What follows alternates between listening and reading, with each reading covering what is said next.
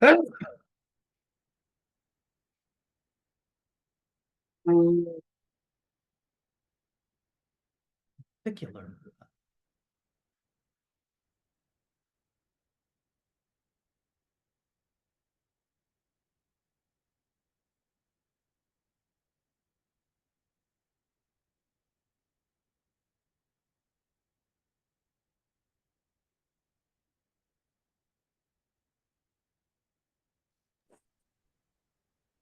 Hi, Hello, Maddie and and Jessica. Jessica.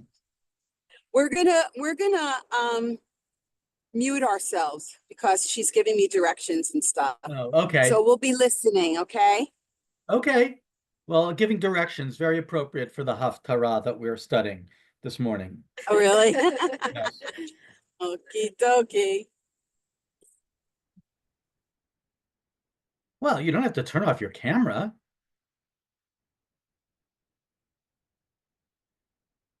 Our noses. Sure you wanna look up her nose the whole time? I don't know if it's such a Well, it's such a all right, good point. You're the medical people. Um, I don't know. Is it better to be nose, eyes, ears, nose, and throat, or to be a dentist who is always down in the mouth? You haven't heard that joke before. More than a million times, I'm sure. Hi,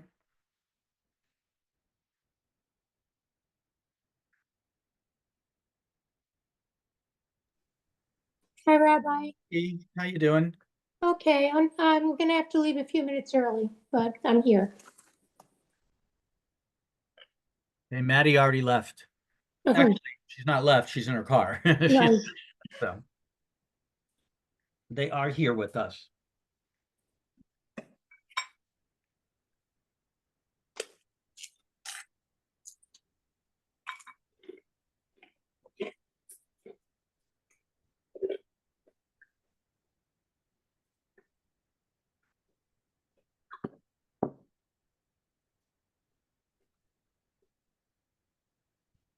Things on my phone here while we're waiting for everybody else to trickle in.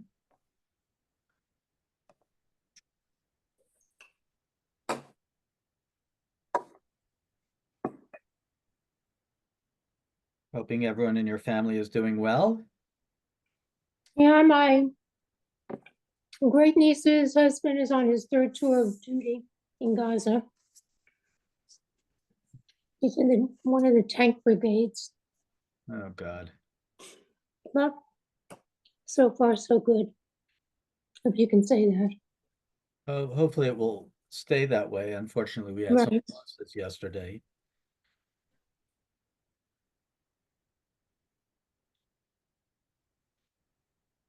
I mean, what do you say in a situation like that? Can I say him Shibera even though he's not sick, or just hold him in my thoughts? Hold them in your thoughts, and Yeah. we should, and we do a Shabbat for the Chayalei Tzahal every day. Right, right. Well, I do it every day too. So we're not going to so we're certainly praying for them always. It's a whole listening to a podcast from Hartman and Daniel Hartman and what's his name? Whatever. Yossi Klein Halevi. And talking about it's like there's no way out. The on one hand, we have to come up with a day after scenario for Gaza. We can't stay there. That didn't work before. However, unilateral withdrawal also didn't work.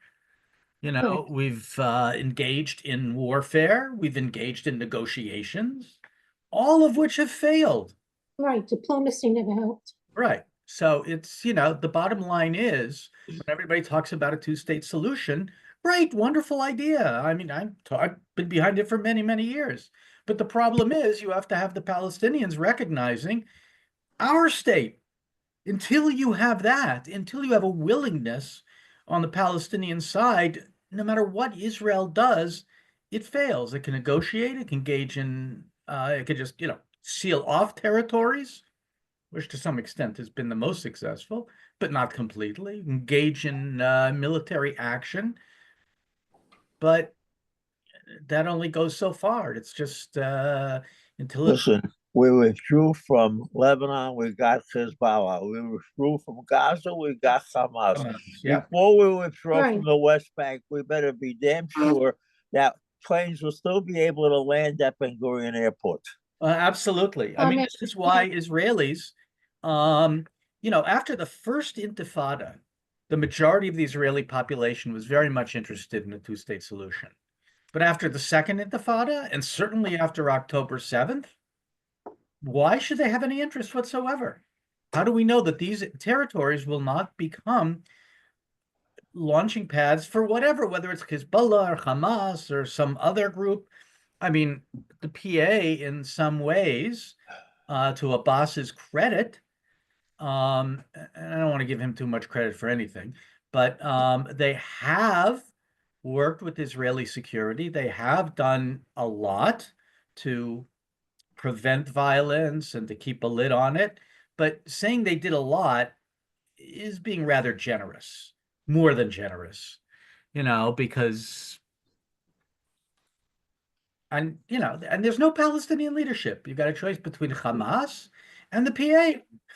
What? Oh, there's always Omar Barghouti, right? That's the Yeah. next leader that they want. If you ask the Palestinians who they want as next leader, he wins by far. A five-time murderer Yeah. of Jews. Okay, so listen, the German people elected Hitler in a perfectly fair election. Yep. There was nothing. So I mean, but that already shows that basically talking about a Palestinian state when the leader that they have in mind is someone who's sworn to destroy Israel, in other words, let's first get a leader who basically wants to, Right. the closest thing I think we have to a leader like that maybe is Mahmoud Ahmad, and I'm not too sure about him either, but one thing is he has very little blood on his hands, at least of ours, and he's not in prison. He's available for the job, and he does have a certain amount of popularity on the West Bank, So look, we can't sit and bury our heads in the sand. At some point, the Palestinians are going to basically have to choose a leader who we can live with, And if that happens, we want to basically look, for example, the Syrians at this moment hopefully are going to pretty much do the same thing. We hope. Whatever we get, well, let's put it this way: it could be worse than Assad, but not. It's hard to imagine being much worse than Assad, but it could be a lot better. I mean, so in other words, we definitely want the Arab world, that for that matter, it isn't even the Arabs. The Arabs are not our biggest enemies anymore. It's Persia and it's Iran, and to a lesser extent, Turkey. Those are the ones who have the power to stir up the pot, number one. And number two, they're basically much more hostile to us than any country whose population is primarily Arabs. Yeah, that's true.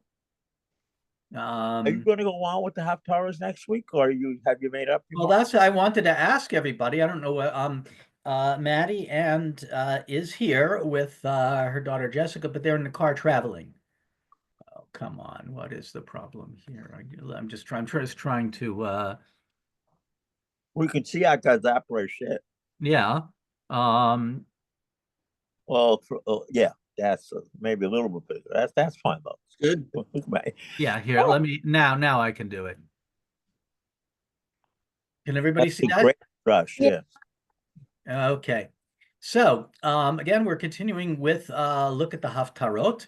The Haftarah for Vayechi is rather short and it's kind of straightforward, and yet there are a lot of interesting elements to it, and it gives us a chance to review a lot of stories in the Bible, actually, to understand a little bit more fully, if not completely, the story of David, who is, as we know, an incredibly interesting character. So we're going to start, and this is from, you should know, I don't know if they still do it separately, but United Synagogue has published commentaries along with the weekly parasha, but also on the Haftarah by Rabbi Mordechai Silverstein. Are these available on email? I don't know. I Okay. haven't seen I them. mean, if you're not a member of the rabbinical assembly, that's what I meant. Well, I'm Them using paper available. copies from years ago. I don't know if they're available on their website. They Okay. might be, they Alright. might be available on Fuchs. Just ask. But they're nice reflections. They're kind of like a Davar Haftarah. And he brings in this midrash, which of course talks about the obvious connection between the parasha and the Haftarah. We have two leaders, Yaakov in the parasha and David in the Haftarah, coming close to their deaths, and in fact, both of them die. David in the Haftarah, Yaakov in the parasha, and they are giving kind of their final word and testament to their children. So the Agadah here picks up on that thematic connection between the two. So, Ricky, would you like to read? Sure. Another interpretation, and Yaakov called. It is said in scriptures, "Come, my sons, listen to me. I will teach you what it is to fear Hashem." Yeah, very famous line from Tehillim. When righteous people depart from this world, they are not remembered by their children because of their wealth or possessions, but because of their fear of God. This is also found in David, as it is written, "When David's life was drawing to a close, he instructed his son Solomon as follows: I am going the way of all the earth. Be strong and show yourself a man. Keep the charge of Hashem your God, walking in his ways and following his laws, his commandments, his rules, and his admonitions as recorded in the teaching of Moses, in order that you may succeed in whatever you undertake and wherever you turn." Similarly, Jacob commanded his children for the fear of God, as it says, "I will teach you what it is to fear Hashem." Yeah, so that's not actually in our parasha. That's our rabbis reading the lines from Psalms back into Yaakov's mouth. Yeah, so that's a question. In other words, when push comes to shove, it's actually quoting David twice. Once from Sefer Malachim and once from Sefer Tehillim, with David B'Shana Torah Tamol with Navi Melech, is where this is coming from. So the only way I can understand this midrash as a statement is to assume that when Yaakov says, "Hey, he kavsu," that there's an implied message of the type that David is saying in Psalm 34. I mean, the Midrash is entitled to make statements like that, but when you get down to it, it's very unconvincing. Well, yeah, because Yaakov does say that. Okay, in fact, that's what the Midrash is really doing is making me wonder, Taka, why didn't Yaakov say something like that? In other words, why is Yaakov's entire charge to his children all about what he thinks of each one of them, instead of a general statement that basically, he does ask that they should all bury him. Yeah. That's interesting. And as we'll see, what David's final words are mixed. Oh, very mixed. Very, very mixed. But certainly there's a lot, as we'll see when we take a look at the Haftarah, there's a lot in our tradition that wants to make a big deal of David's, as it were, religious message to his son, as opposed to the political. And of course, they want to see Yaakov as, they always want to paint Yaakov better than he often is in the Torah. And of course, this is something that becomes a very serious concern down to this day. What do we leave our children? What do we want them to know and to learn? And how do we want them to conduct their lives? I would say that's true for most peoples, but most certainly for the Jews. And we have a very strong tradition of parents writing ethical wills. I think it was JPS that published a collection of such writings. And, I think, and given what goes on today, I'm not sure that this is whether this should be a practice, well, not whether, but this should be a practice that continues, that we let our children know what our values are and, how we want them to live. So I just thought that would be a nice introduction to the connection between the two parshiyot. Now, let's take a look at the Haftarah, which is short but remarkable in a number of ways. So, Ricky, do you want to go on? Sure. When David's life was drawing to a close, he instructed his son Solomon as follows: I am going the way of all the earth. Be strong and show yourself a man. Keep the charge of Hashem your God, walking in his ways and following his laws, his commandments, his rules, and his admonitions as recorded in the teaching of Moshe, in order that you may succeed in whatever you undertake and wherever you turn. Then Hashem will fulfill the promise that he made concerning me. If your descendants are scrupulous in their conduct and walk before me faithfully with all their heart and soul, your line on the throne of Israel shall never end. Okay. So, very beautiful message, unquestionably. And Ad Khan. right. Adkan. Up to this point is quite beautiful. And even though he's not necessarily quoting Torah literally, there's so much there that really, it just echoes in our minds. And of course, the Deuteronomic editor was the one who likely also edited the historical books of Joshua, Judges, Samuel, and Kings. So the influence of Deuteronomic writing is very, very clear. And here, Fishbane comments. Go ahead, Rick. Literally, as written in the teaching of Moshe, the reference may not be merely to different types of behavior recorded in the book of Deuteronomy, but to actual phrases nearly identical with that found here. Among the examples Fishbane mentions are love, therefore, Hashem your God, and always keep his charge, his laws, his rules, and his commandments. Yeah, and you hear the Hebrew, "V'ahavta et Adonai Elohecha v'shamarta mishmarto v'chukotav u'mishpatav u'mitzvotav kol hayamim." So, all of those words appear in our parasha. You can't help but hear it. And he gives another example from Deuteronomy. And now, Israel, what does the Hashem your God demand of you? Sorry. Only this, to revere Hashem your God, to walk only in his paths, to love him and to serve Hashem your God with all your heart and soul, keeping Hashem's commandments and laws, which I enjoin upon you today for your good.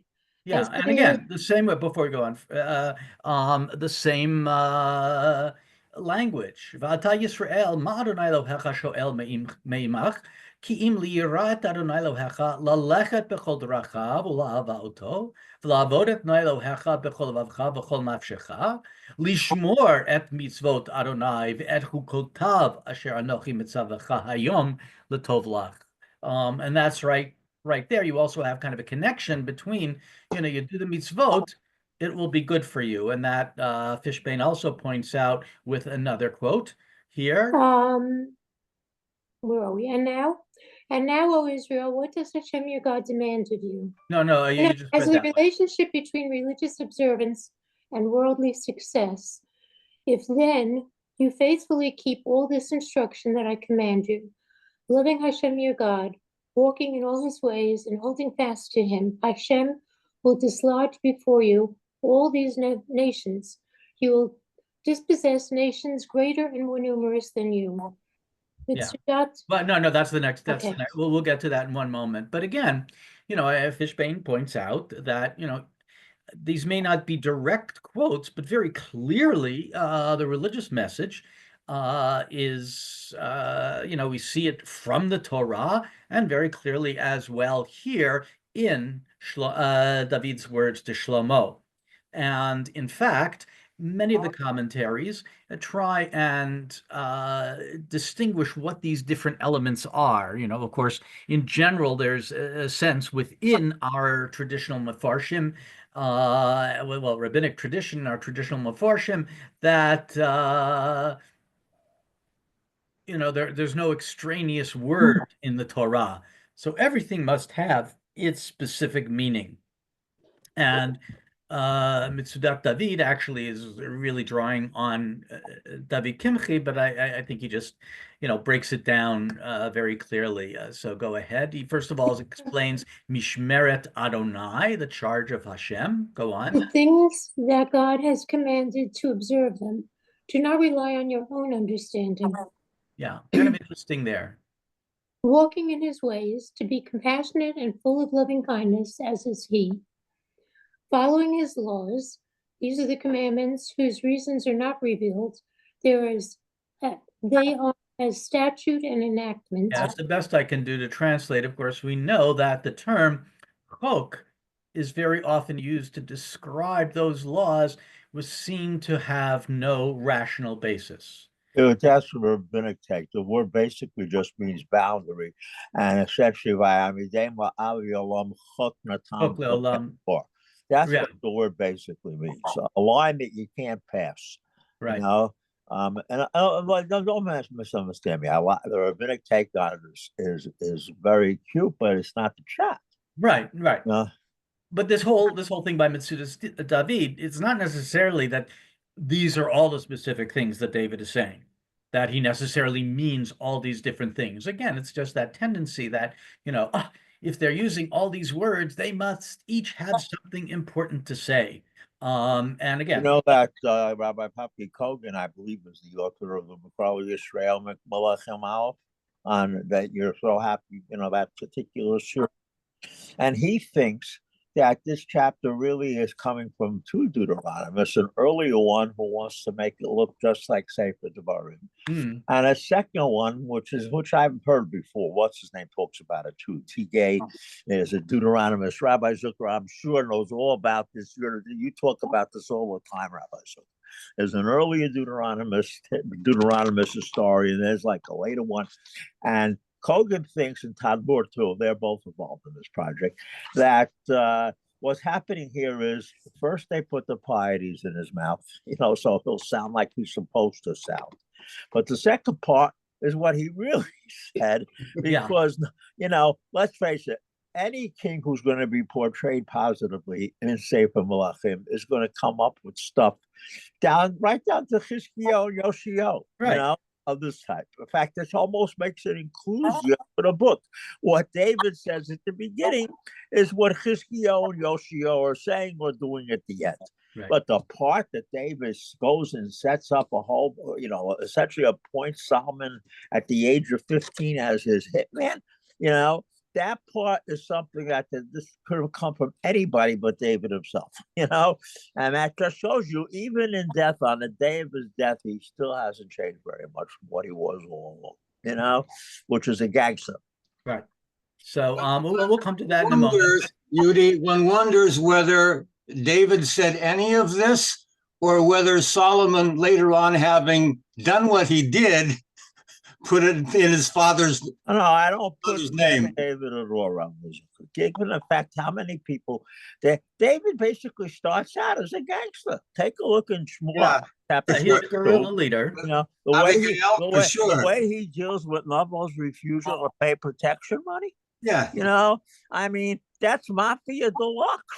I mean, come on, that's that, he happens to be a successful gangster. Yiftach is an unsuccessful gangster, but make no mistake. Can you imagine, let's say that circumstances have been different and Yehonatan had succeeded as father the way things should have been, really, okay? Can you imagine Yehonatan sleeping with the wife of one of his Giborim, and then after that having his Gibor murdered? I mean, it's absolutely beyond comprehension to think that Yehonatan would do something like that. By the way, my wife Brenda always says, but that's just the problem with Yehonatan. He's too innocent to be a king. In order to be a king, you have to be ruthless. I'm not that comfortable with that. I basically feel that the Tanakh is trying to present what an ideal king is like, and often tells you, like Yeshayahu chapter 11. Well, I think that's one of the remarkable elements of Tanakh, in contrast to some other religious literatures, is that some commentator once said, Judaism doesn't have bloodless plaster saints. You know, we have living, breathing, flesh and blood human characters. I don't know, did I just freeze? You notice how many times the word blood is in this very Oh short God, yeah. Torah? Yeah, so it's very, I'm right now, my current obsession is I'm binging on For All Mankind on Apple TV. I love it. It's all about the space program, but it's an alternate history. What if Russia got to the moon first? Whatever. But what's fascinating is that, it's not just the storytelling or the science fiction, but each and every one of these characters are flawed. They are totally and completely imperfect. On one hand, they are a farva affair. They're dust and ashes. They're so fallible. On the other hand, "V'tasreu me'at me'Elohim." They're just a little bit less than God. They do amazing, courageous, remarkable things. And it's really, for all mankind, it's not about the science, it's really Yehonatan about the characters. was flawed too, in the sense that he refuses to believe two things that everybody knows. One, that his father wants to kill David, and two, but David has designs on the throne. Mhm. Okay, now Yehonatan doesn't believe either one of those things. Whereas, let's say David's wife Michal, who's Yep. Saul's other child, knows very well what David's up to and what her father's up to. Okay, so but we don't. But somehow or other, we don't fault Yehonatan for that. Our reading of this is have they done a chaver kalachapsachut? Yeah. So let's just go on with Mitzudas David's comments on all these different elements and in trying to paint David in a much more religious character. So His, mitzvotav, his commandments. that which is between the human being and the omnipresent. His rules, that which is between human being and another. Yeah, so he's covering everything. And finally, and his admonitions. These are the commandments whose purpose is to testify to the wonders of God, such as Shabbat, the holidays, and the like. yeah, so he's like dividing up, all these words have a specific meaning. They refer to different elements of our tradition, and thus, David is being very comprehensive in his commands to Solomon to live a righteous life in accord with God. Now, we also have here, God will fulfill the promise that he made concerning me if your descendants are scrupulous in their conduct and walk before me faithfully with all their heart and soul.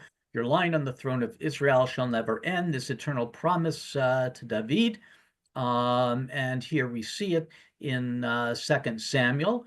When your days are done and you lie with your fathers, I will raise up your offspring after you, one of your own issue, and I will establish his kingship.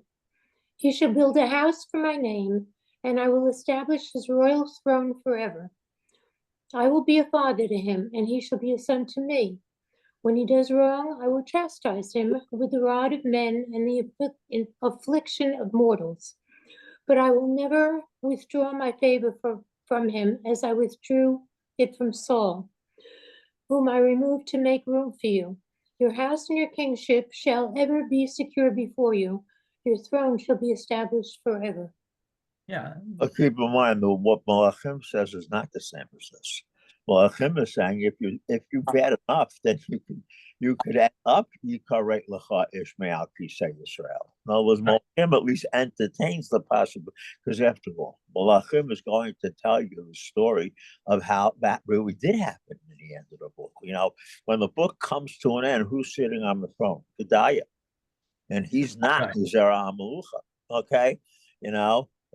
We're under the aegis of the Babylonian government. In other words, the way it was presented in Shmuel, it resembles it, but it also makes an important qualification.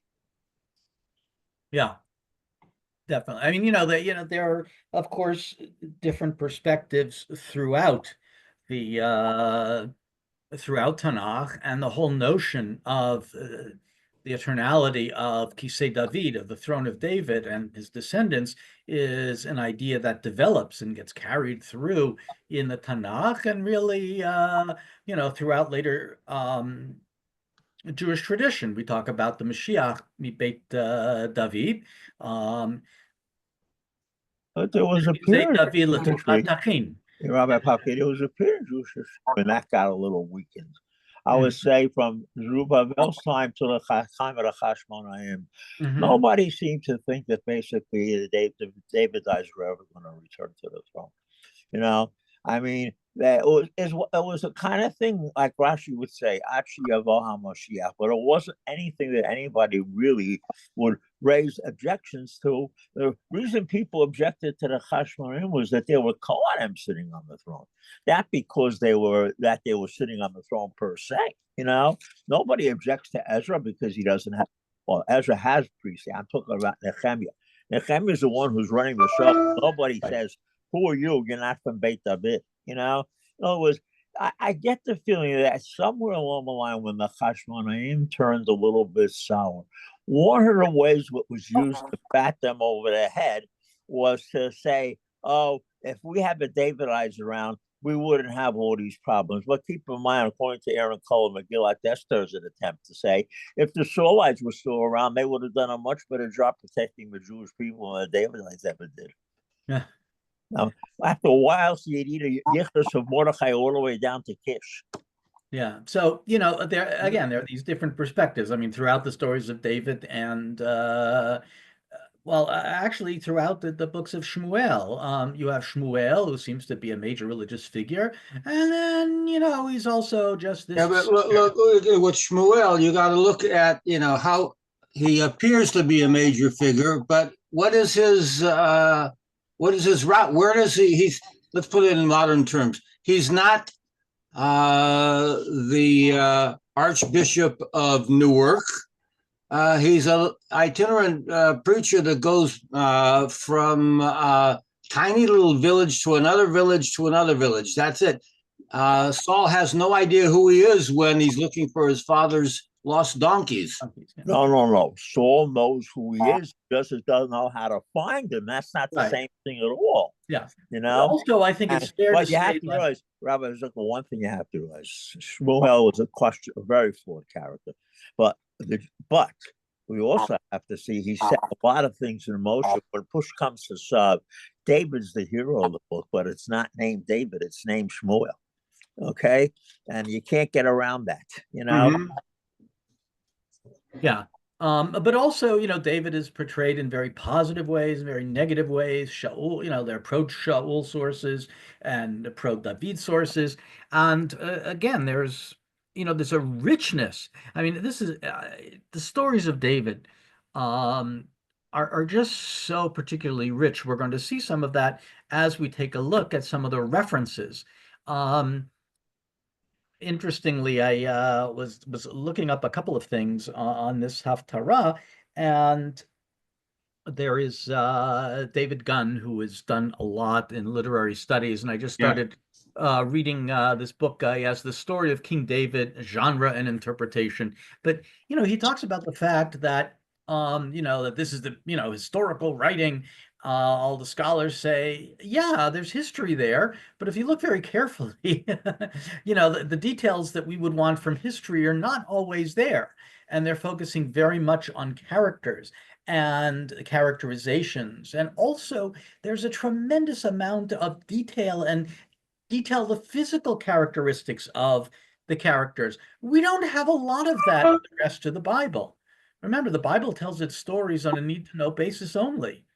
And yet, for David, now, of course, the details that are given are important. Avshalom's hair is important because he's going to get caught in it when he's running away. But, it's, the fact that Joseph is good looking, going back to the Torah and the parsha from a couple weeks ago, the fact that Joseph is good looking is going to get him into trouble. But, so anyway, let's go on with our Haftarah. So, would anybody else like to read here? We have the beautiful, wonderful section, V'chazakta va'ita la'ish, be strong and be a man and follow all of God's laws, all of this stuff. And by the way, some of it is only 15 years old, basically he's being addressed. So, chayita la'ish could mean and grow up to be a man. Right. It's perfectly possible. Yeah, no, I mean, it's a lovely section. But then we start Now let's get to Getting reality. section. Yeah, from this one, it's like the second author of Malachim was Mario Puzo. There we go. Good. Who wants to go on further? I'll read. Okay, thank you, Carol. Further, you know what Yoav, son of Tzeruiah, did to me, what he did to the two commanders of Israel's forces, Avner, son of Ner, and Amasa, son of Yeter. He killed them, shedding blood of war in peacetime, staining the girdle of his loins and the sandals on his feet with blood of war. So act in accordance with your wisdom and see what his white hair, And see that. see that his white hair does not go down to Sheol in peace. Not exactly a lovely message. And now just let's take a I look. think you should translate Seva as old age, not white hair. Yeah, well, that Because just that's what he means. He shouldn't basically die in bed. That's what. Don't let him die in old age. Shouldn't die from old age. Yeah. I love my cousin so much. I want him with me in the next world. Yes. Yeah, but he's essentially ordering a murder. I mean, you have to basically understand what's going on here. Yeah. You might be saying that as a whoosh, but he's the king. And when he orders it, someone's going to carry it out. Yeah. So just a little bit on the story. In terms of people taking sides, one of the things that characterizes David, even though he's the one who establishes Jerusalem as the political and religious capital in Yerushalayim, even though he's the one who seemingly unites all of the tribes, in a much greater fashion than Shaul, and sets up this kind of golden age of Davidic Solomonic Israelite kingdom, we have to realize that David's kingdom was constantly challenged from within, from the descendants of Saul, who are not necessarily happy that David took over, but also, is within his own family. So let's just a little bit on Yoav here and Avner, the story they're referencing. Go ahead, Carol. Once Avner, son of Ner, and the soldiers of Ishbosheth, son of Saul, marched out from Machanaim to Gibeon, and Yoav, son of Tzeruiah, and the soldiers of David also came out. They confronted one another at the pool of Gibeon. One group sat on one side of the pool, and the other group on the other side of the pool. Yeah, and then they organized this, war between individual warriors, a contest between individual warriors, kind of like in the Iliad. But anyway, go on. A fierce battle ensued that day, and Avner and the men of Israel were routed by David's soldiers. Yeah, so as we can see, we've got a pro-Shaul side, and David's warriors are defeating them and putting them to rout. Go ahead. The three sons of Tzeruiah were there, Yoav, Avishai, and Asahel. Asael. Asael was swift of foot, like a gazelle in the open field, and Asael ran after Avner, swearing neither right nor left in pursuit of Avner. Avner looked back and shouted, "Is that you, Asael?" "Yes, it is," he called back. Avner said to him, "Turn to the right or to the left and seize one of our boys and strip off his tunic." But Asahel would not leave off. Avner again begged Asael, "Stop pursuing me, or I'll have to strike you down. How will I look your brother Yoav in the face?" When he refused to desist, Avner struck him in the belly with a backward thrust of his spear, and the spear protruded from his back. Yeah, okay, so not just Mario Puzo, but also a little bit of Brian De Palma there, a little bit of violence. He fell there and died on the spot. And all who came to the place where Asahel Yeah, but Asael was trying to kill him. Let's understand. This Oh, is yes, yeah, I'm not, this is a war, Yeah. so, and he first tells Asael, lay off. Especially, I've been in war a lot longer than you have, and starting up with me is not a good move. Yeah, just And go Asael is away. You like, guys have already won. it's almost a Daedalus Icarus story. In other words, the older white man tells the younger hot-headed man that take it easy, buddy. This guy's a little more than you can handle, even though you're as sweet as a deer. You know, Yeah. and of course, the younger guy decides he's going to fly until his wings melt, and sure enough, they do. Yeah. Okay, go on. Let's look at the whole thing. They Wait, start let's finish off. up. Let's finish up this section first. Carol, go ahead. But Yoav. But Yoav, but Yoav and Avishai continued to pursue Avner, and the sun was setting as they reached the hill of Ammah, which faces Giah on the road to the wilderness of Gibeon. Okay, so we see that just to keep in the details here, that Avner was supporting the pro-Shaul faction and had to be defeated and chased by the soldiers of David, the pro-David faction, and that included Yoav, who was Sar Tzva'o, the captain of his army. And in the midst of this war, Asael, Yoav's brother, is killed by Avner. Okay, so that's go ahead, Rabbi Zucker. Sorry. I was going to say that calling it a war is almost a little bit too much. It's more like a contest between youngsters, because your soldiers basically are, aside from people like Avner, who's seasoned, but most of them are teenagers. Right. At best, if not even younger than that. And so they arrange a contest. Let's see which side, but when they're fighting around the pool. Yoav's not a teenager, Rabbi Zucker. No, not all of them are teenagers, but the fact is, But the foot soldiers are. Okay, but in most armies they are. well, that's it. I mean, I think that it's clear we have to. I think you have to say, But it becomes more bloody. It's a war of succession. It's along the lines of, let's say, Omri, Zimri, and Tivni in Malachim after the first dynasty, goes down. That's already much more bloody because the technology improves. Right. But at this point, the technology isn't there, so it's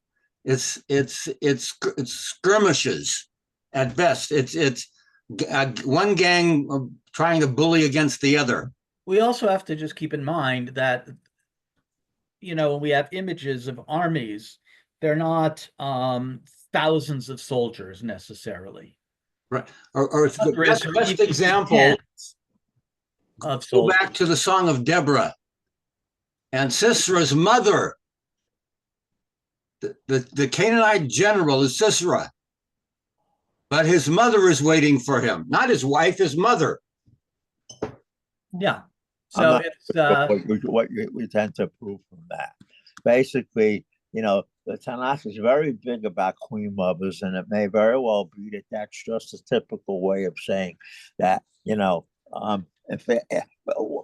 words, we're sorry, guys. We're getting off topic here. I want to focus on our Haftarah, and the whole image of the mother is tied in with how Yael is presented and takes in Sisera. So, but let's go on. So anyway, after this conflict, we have a different status between Avner and David.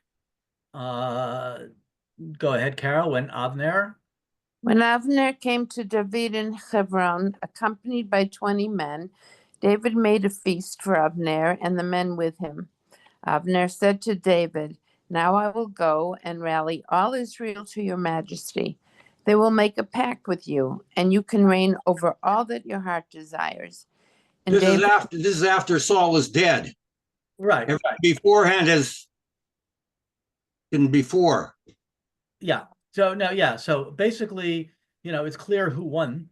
Shaul is no more, and David has won. And Avner, not being stupid, says, "Okay, you got me. I'm all yours." Yeah, wait a minute, Rabbi Papi. That's not how the Tanakh presents it. The Tanakh presents this as a fallout between Avner and Ishbosheth because of the fact that Avner slept with one of Saul's concubines. Concubines, right? It's definitely a preview of the Absalom story. In Yeah. other words, And 7 years have gone by in between. but that's not what precipitates this. Right, right. Avner, is broken with Ishbosheth, who is the son of Shaul, and but I think there's also an element here of like Avner is looking to shore himself up. Yeah, I agree. Yeah. As Anyway, long as we understand that that's our take, that's Yeah. not what Tanakh says. yeah, and of course, the bottom line, however, is that Avner, is now kind of being from having opposed David and killed Joab's brother. Joab's brother, seems to have gotten off the hook, and Joab is not so happy with that. Go on, Carol. When Joab and the whole force with him arrived, Joab was told that Abner, son of Ner, had come to the king, had been dismissed by him, and had gone away unharmed.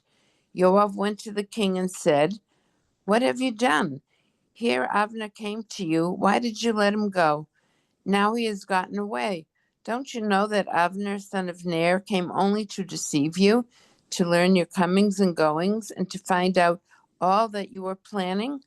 Joab left David and sent messages after Abner, and they brought him back from the cistern of Sirah, but David knew nothing about it. Yeah, and go on. Yeah, I don't want to spend a lot of time on this one. When Abner returned to Hebron, Joab took him aside within the gate to talk to him privately. There he struck him in the belly. Thus Abner died for shedding the blood of Asahel, Joab's brother. Afterward, when David heard of it, he said, "Both I and my kingdom are forever innocent before Hashem of shedding the blood of Abner, son of Ner. May the guilt fall upon the head of Joab and all his father's house. May the house of Joab never be without someone suffering from a discharge or an eruption, or a male who handles the spindle, or one slain by the sword, or one lacking bread." Now Joab and his brother Avishai had killed Abner because he had killed their brother Asahel during the battle at Gibeon. Yeah, so even though David wants to wipe his hands of all of this and pronounces this curse upon Joab, nonetheless, Joab and his brother they're taking revenge for the death of their I probably think it's a little more correct to say that's their excuse. That's not what this is really about. Okay, because if that was really what it was about, Yoav could have been chasing Avner, before Avner came to make Right. books. What Yoav is really upset about is that David's probably going to appoint Avner as his general and bump off Yoav, and that's the threat. Listen, he kills Avner, and he's going to later kill Amasa over exactly the same threat. Okay, that David's thinking of making somebody else's chief general. And the worst part of it all is that David, with all his pious talk that he had nothing to do with it, in no way punishes Joab for cold-blooded murder. So now goes ahead and tells Solomon, see to it that basically he gets punished. I mean, I once, what the thing of Vayechi is telling you what Yosef could have done to his brothers, but didn't. Okay? Because what's going on here, had David seriously punished Joab for murdering Abner, then Amasa would still be alive at the end of the book. So whose guilt is this? It's not Joab's, it's David's. Well, David is David still is very much dependent on Joab. That's right. Yeah. Rabbi Zucker says is exactly the correct thing. It's ruthlessness, but it's not right. Well, as they say in Dune, plans, I see plans within plans. There's a lot of ruthlessness and manipulation and Machiavellian ideas, and that is captured a little bit in Barbanel's comment, which is why I'm bringing it here.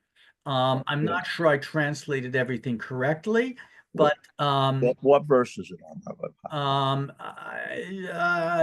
I think it's on the verse that he's talking about Uh, it's a verse on Shmuel, not a verse in our Haftarah. oh no, it is a verse on our Haftorah, Okay. and I think it's V'gam on hatayadata? Okay. Ve'asita kachachmatcha ve'asita kachachmatecha v'lo tored sevato b'shalom sha'ol. I think Okay. somewhere along that. Okay. I don't remember That's good. exactly.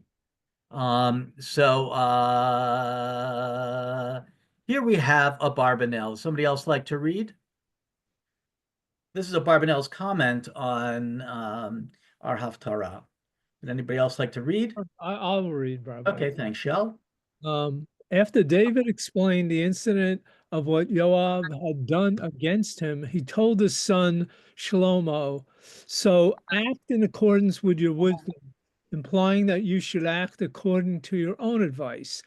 Don't think that Joab is shrewd, and because he was the captain of my army, and you are a soft youth, you will be successful.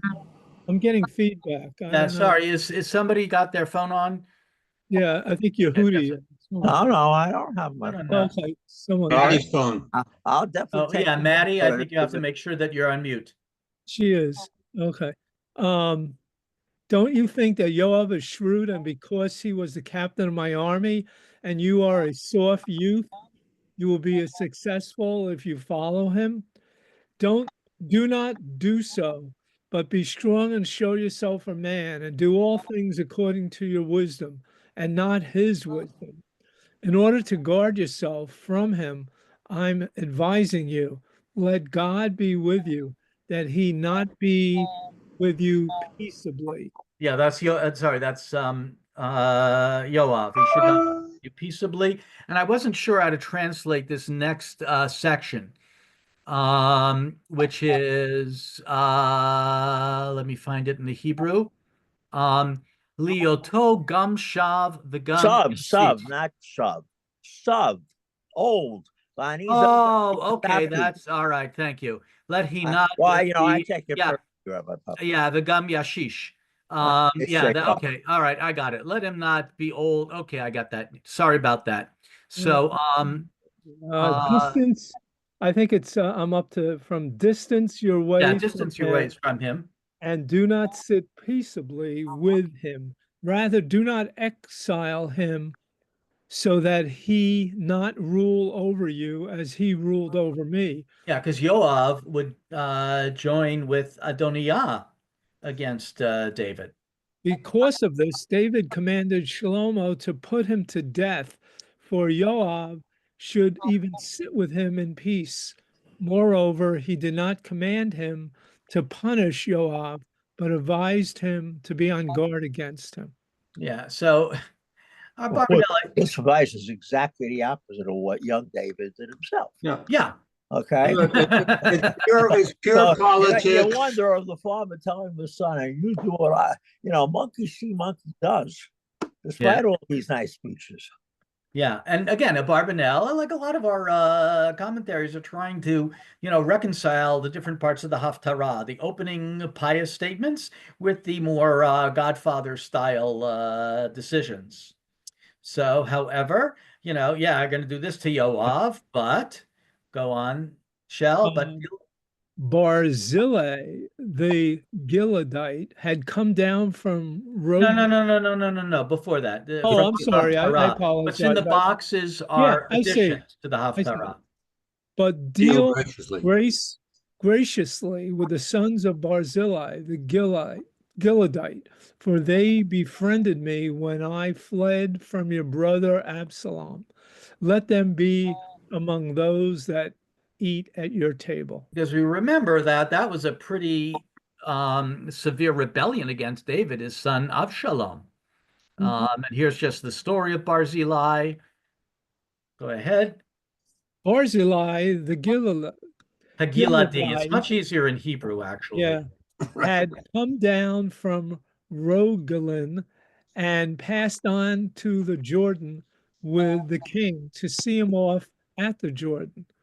Barzillai was very old, 80 years of age, and he had provided the king with food during his stay at Mahanaim. Machanaim. for he was a very wealthy man. He said to Barzillai, cross over with me, and I will provide for you in Jerusalem at my side. So, the king, he's been good to him, and here, I'm going back. I'm going to be king again. Let me take care of you. But Barzillai said to the king, how many years are left to me that I should go up with your majesty to Jerusalem?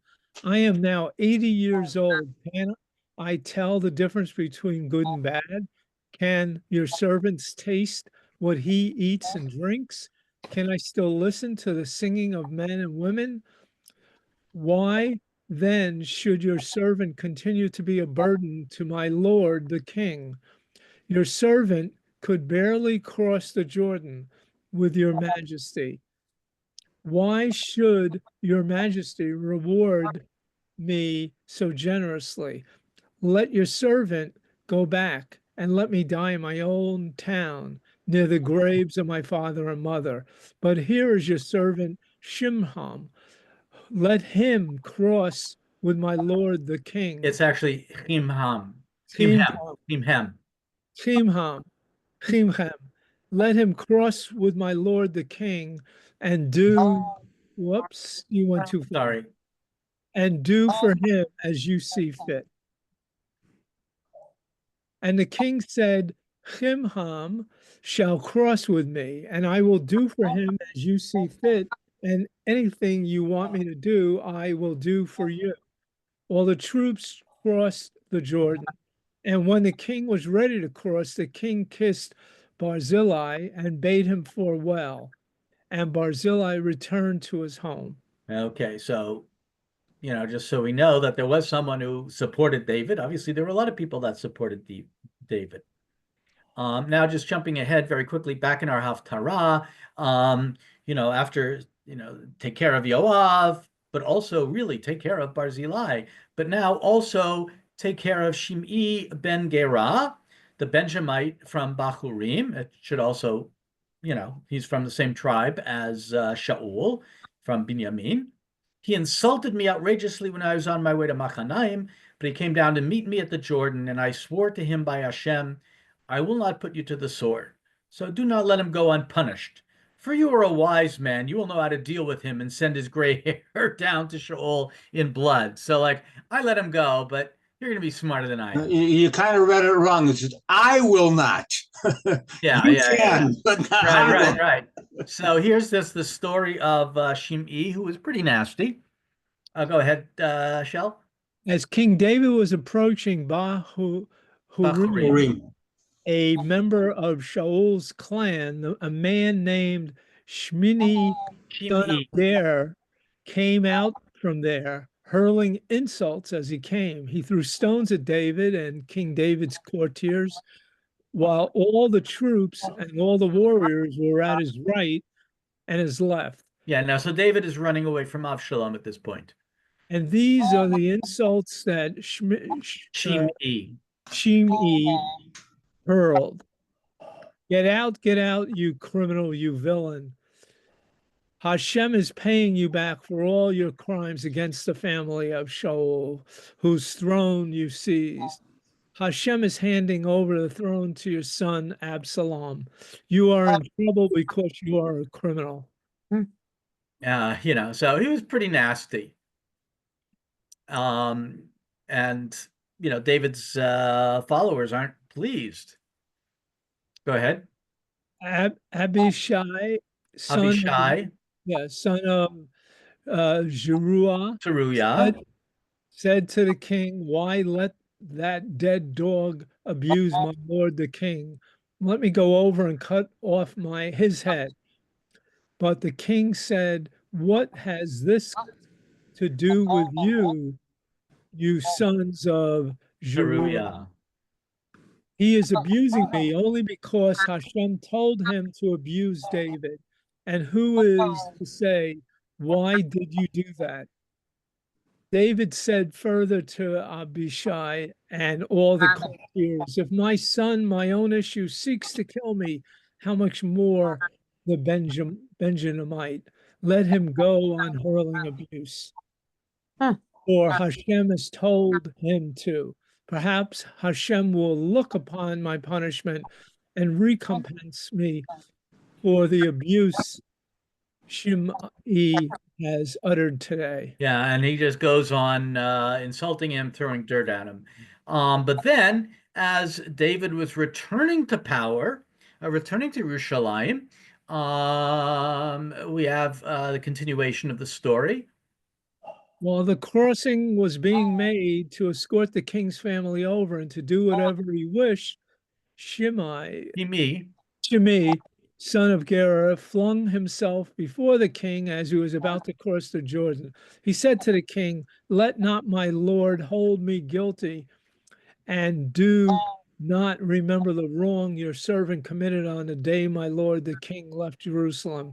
Let your majesty give it no thought, for your servant knows that he has sinned. So here I have come down today. I am the first of all the house of Joseph to meet my lord the king." Yeah, so like now kissing up to him. Notice the Fishbrain points out here very well, also according to Barbara, that there's no way you can basically whitewash this. Fishbrain writes, vigorously dismissed the fiction used by David to evade his oath to Shimei. He emphasized that the king had simply said, "You shall not die." Avraham therefore argued that by delegating death through Solomon, David broke his vow. Atonement was required, which means that the blood guilt is on David, despite the fact that David and Solomon keep saying, that's because I have to keep saying it because the blood's all over the place. Right. It's like Yisrael saying to the people, Yidechem damim malay. Yeah, so okay, go on. So go on. Thereupon Abishai, son of Zeruiah, spoke up. Shouldn't Shimei You have to look at the Hebrew, really. be put to death for that, insulting the Lord's anointed? But David said, "What has this to do with you, you sons of Zeruiah, that you should cross me today? Should a single Israelite be put to death today? Don't I know that today I am again king over Israel?" Then the king said to Shimei, "You should not die." And the king gave him his oath. Yeah, so clearly we already see some tensions between the sons of Zeruiah, Abishai, and Yoav. So that David should turn against Yoav is not necessarily a big shock, not only because Yoav abandoned him, but there have been tensions all along, apparently. What do you mean Yoav abandoned him? I think it's better to say he's turning against Yoav because Yoav let him have it when he went to pieces after Absalom's death. In other words, Yoav lets him know a king can't basically sit shiva when he's got a kingdom to run. Yeah, but also Yoav would join with and Yoav was the Adoniah. one who had Absalom killed. Right. All right. In fact, he killed him himself. Yeah. Let's rephrase that. He put the 3 shvatim in the lave of Absalom. Okay.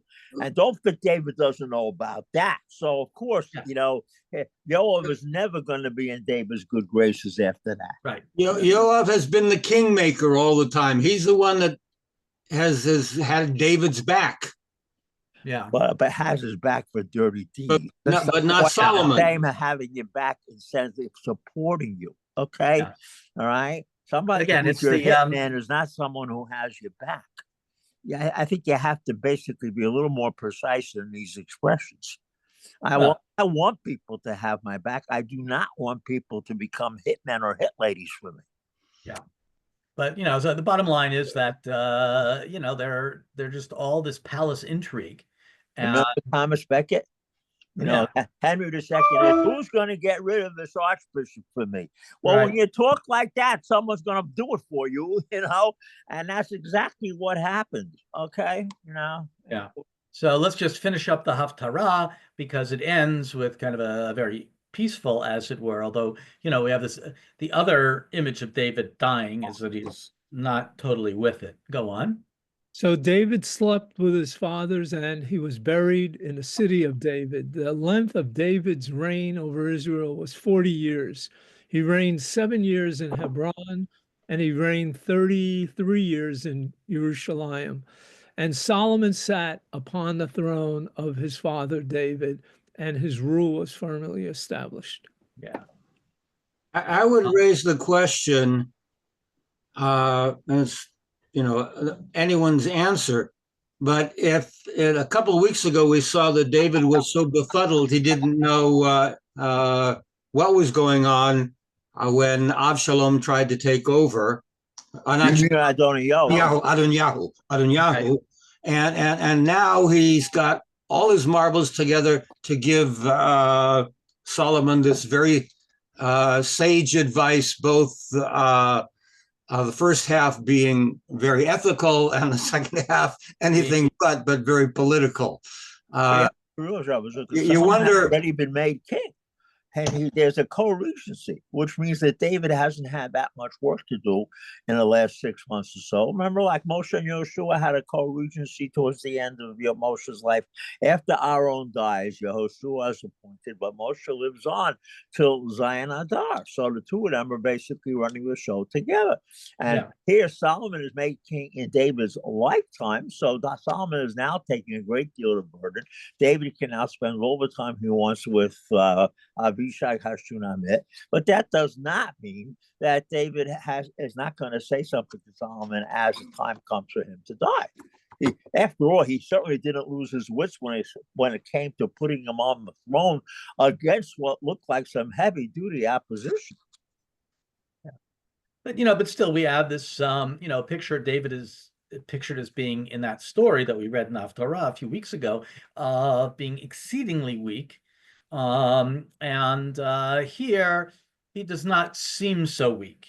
And I think, again, there are different tendencies within the text to be able to present King David sometimes more positively than he deserves, and sometimes more negatively than he deserves. It's, you have the different ways. How often do you find a text that presents him more negatively than he deserves? That's a good statement, but I'd like you to find proof of that. Yeah, I'm not sure, because given what David does. It's like Bert Bastowski once said to me, Yehudi, you say the Medrash was going to go ahead and say that justice doesn't really rule the world all the time. Tell me where that actually happens. And I said it's in Kohelet Rabbah, chapter 9, verse 2. In other words, I'm from Missouri. Show me. I'm not from Missouri. I'm from Bridgeport, Connecticut. Yeah. But I lived in Missouri, so I understand. It's the show me state for those. It's on the license plate. So question.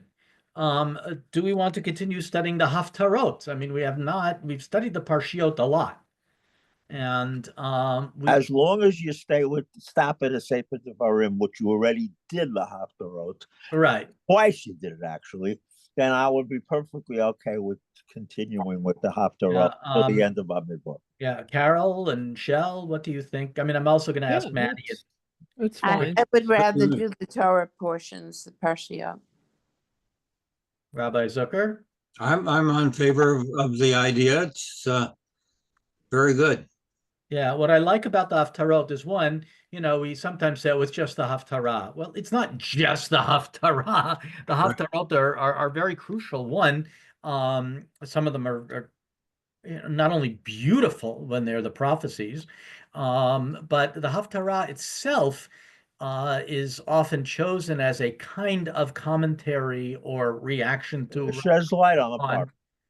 But to the parasha. So I think the question is, next week, are you going with the Sephardic or the Ashkenazic version? I'm generally going to go with the Ashkenazic. I'm going to generally go with what we're reading in shul.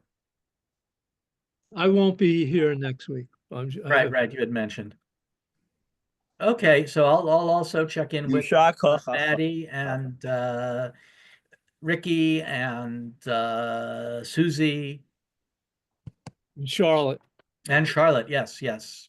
Everyone stay warm and Shabbat Shalom. Yes, Shabbat Shalom. Take care.